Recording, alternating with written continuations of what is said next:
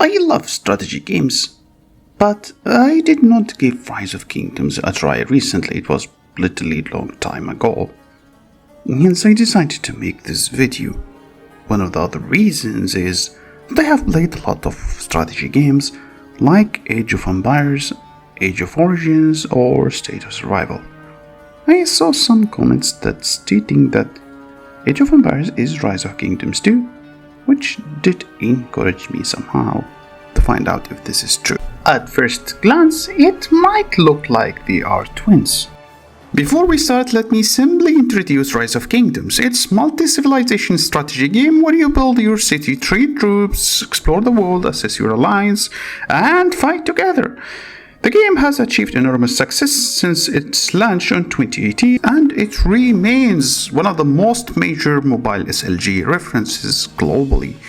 In the game, you will start by choosing civilization, each with unique features and commanders. You will grow powerful by training troops, building city facilities, attacking barbarians, and upgrading commanders. After joining an alliance, you can support each one another, expand territories, and fight together. It's worth mentioning that Rise of Kingdoms has innovated the strategy game genre with real-time controls, flexible combat mechanics. Upon its launch, it was actually the first game that has the flexible movement. It literally allowed you to move when it came to the mobile.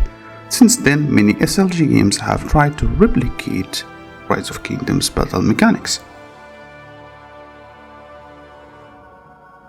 Like many SLG games that follows a turn-based system or a time-limited battles, Rise of Kingdoms offers real-time battles on a seamless open world. Players can move and deploy their troops in real time, allowing for dynamic strategies and flexible responses to the changing battle conditions. Through the years of development and updates, Rise of Kingdoms did become the most smooth mobile RTS games that I have actually tried. Whether you are starting Rise of Kingdoms or Age of Empires, this scenario is sort of fixed in both the games. You are going to be greeted with NPC and then it will lead you to a barbarian fight. As you can see, if you are someone who prefers cartoonish fantasy, then Rise of Kingdom graphics might suit you. Since it's fantasy and historical related, this will give more option for Rise of Kingdoms to include more fantasy heroes and not only be locked into the historical figures.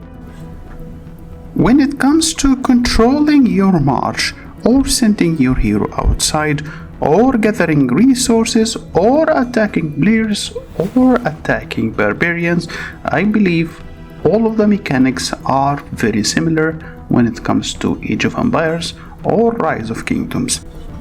When it comes to the marching speed of both games, I would favor Rise of Kingdoms because it's smooth and faster, and you can actually feel the difference if you are using a cavalry. While in Age of Empires, and sadly, the cavalry is really very slow, and as soon as you enter the battle, there is no way to run away.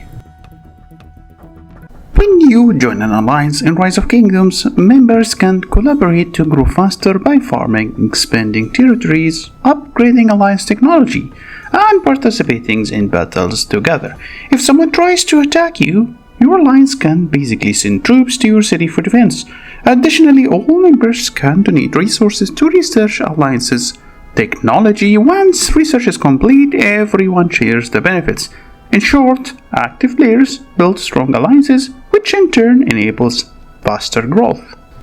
As for Age of Empires, it feels like a similar system. As in technologies here, you are required to donate resources in order for your technologies to be upgraded. Once you donate resources, again, you will be allowed to upgrade the technologies of the alliances.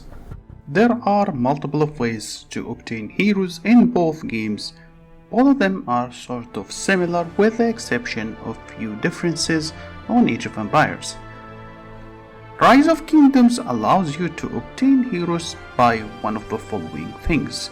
Either by getting a key, and from this key you can recruit heroes, or by joining the Wheel of Heroes and the wheel keeps changing every couple of weeks, or by either Mightiest Governor or from the VIB, which sells specific commanders, or at the same time there is a possibility of introducing heroes directly from bundles or by login rewards.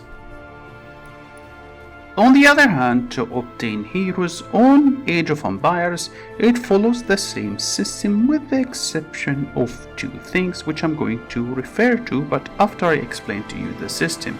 So you can get a legendary cards, which you can obtain one of them daily or through quests and use it to summon heroes, or you can obtain heroes through login reward, or you can obtain heroes from something called Hero Rally, which gets updated every week or few weeks, allows you to obtain new heroes using the game currency which is called Empire Coins.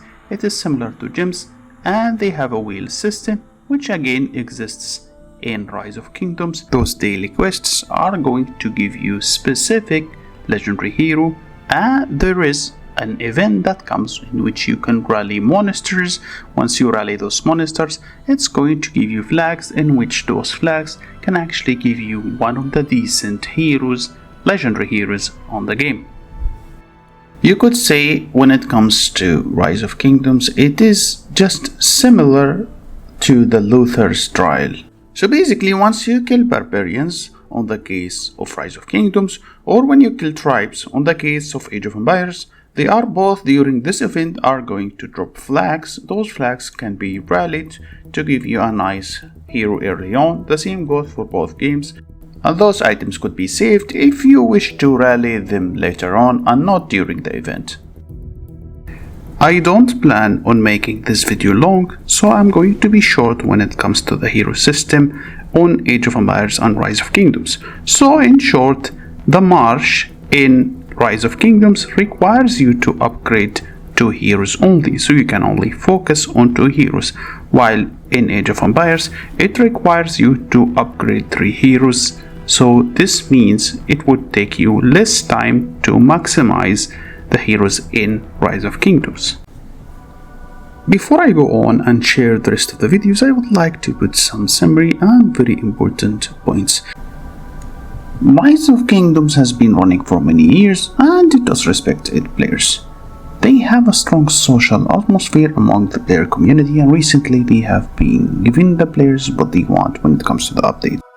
When it comes to the end game of Rise of Kingdoms, we clearly have a target here, since they clearly have KVK and the KVK existed for too long and well developed, so the diplomacy part and taking care of your alliances would really play a big factor, while sadly it's still not there when it comes to Age of Empires.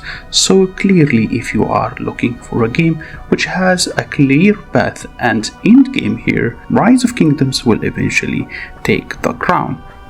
Both games are great games, but clearly here Rise of Kingdoms will have a lot of advantage and end game which does not really yet exist in Age of Empires.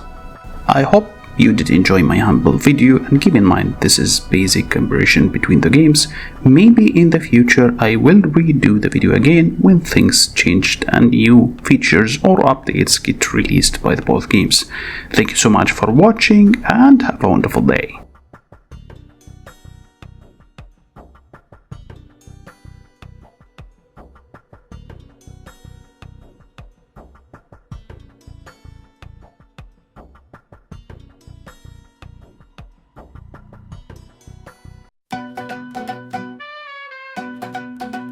In a city full of chaos and a tangled web of streets lives a furry feline king, the coolest cat you'll ever meet.